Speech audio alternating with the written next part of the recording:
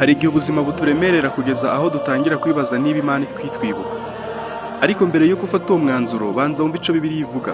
Abaroma 8:28 haravuga hati: kandi tuzi yuko ku bakunda Imana byose biyifataniriza hamwe kubazanira ibyiza, ari bo bahamagawe nk'uko yabigambiriye. Reba neza, nta mubabaro umara iteka, nta joro ridacya, nta kibazo kiruta ubushobozi bw'Imana.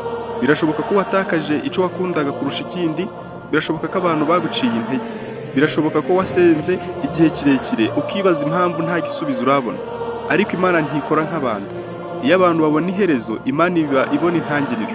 Iyo abantu bafunga imiryango, Imana ifungura indi. Iyi si ikubwiye ko birangiye, Imana iravuga iti: ntabwo ndarangiza kukwandikira amateka yawe. Ntugapfire mu byo ubona, baho ushingiye ku byo Imana yasezeranye, kuko iyo isezeranye ntisubira inyuma. Kandi niba ikiri Imana ejo, ni Imana n'uyu munsi, kandi izaba Imana no mu gihe kiri imbere. Ntucike intege, ico urimo si co kizagena iherezo ryawe. Imana iracakwandikira inkuru nziza. Niba wakira ijambo, andika utamena, kandi sangiza umuntu umwe ukeneye kongera kwizera. Imana iguhe umugisha.